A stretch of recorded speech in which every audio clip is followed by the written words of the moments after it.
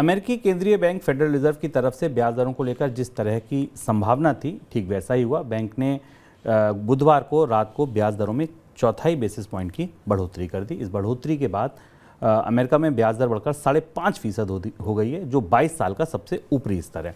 इससे पहले अमेरिका में ब्याज की ये दर 2001 के शुरुआत में हुआ करती थी। अमेरिकी केंद्रीय बैंक ने महंगाई का हवाला देते हुए ये भी कह दिया है कि आने वाले दिनों में ब्याज दर और बढ़ सकती है। सर, सबसे महत्वपूर्ण बात क्या है इस फैसले की? ब्याज दरों में बढ़ोतरी होगी, इसकी संभावना पहले से पता थी। 25 बेसिस पॉइंट की ब्याज दरें 2011 पिछले 16 सालों की सबसे ज़्यादा ऊंची ब्याज दर है। पर जो जेरोम पावेल के स्टेटमेंट में एक सबसे महत्वपूर्ण बात थी, जिसको लेकर बाजार ये तय नहीं कर पाया कि वो खुश हो या ब्याज दरें बढ़ाने के फैसले पर चिंतित हो। जेरोम पावेल ने कहा कि अमेरिका में मंदी आने की कोई संभावना नहीं। ये काफ़ी सिग्निफिकेंट और बड़ा और महत्वपूर्ण स्टेटमेंट है, क्योंकि कोशिश इस बात की थी कि ब्याज दरें बढ़ाई जाएंगी, डिमांड कम की जाएगी तो अमेरिकी अर्थव्यवस्था मंदी में जा सकती है। कल फेडरल रिजर्व की तरफ से आधिकारिक रूप से यह बात कही गई कि मंदी की कोई संभावना नहीं। खासतौर पर जब सिलिकॉन वैली बैंक और इन बैंक का कोलैप्स हुआ था, उस समय भी इस बात की आशंका थी। तो यानी फेडरल रिजर्व एक नए तरीके की परिस्थिति के से मुकाबिल है।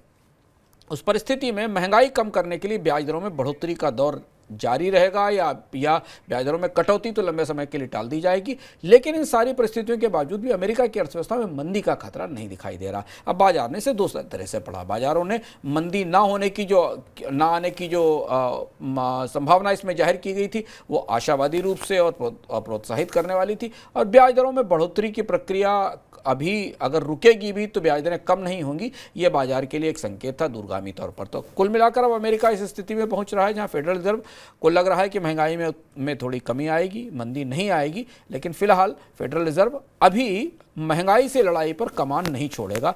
जेरोम पावेल ने कहा कि अगला फैसला आंकड़ों को देखकर होगा, डेटा पर आधारित होगा। जैसा महंगाई के आंकड़े आएंगे वैसा बताया जाएगा। हमेशा केंद्रीय बैंकों के सर पर दो चिंताएं एक साथ सवार रहती हैं, एक महंगाई को नियंत्रित करना, दूसरा ग्रोथ को न डूबने देना, ग्रोथ को न गिरने देना। तो कम से कम जेरोम पावेल ने कल ग्रोथ को लेकर जो उनके सर पर चिंता थी या बाकी लोगों को चिंता थी, उसे लेकर स्थिति स्पष्ट कर दी है।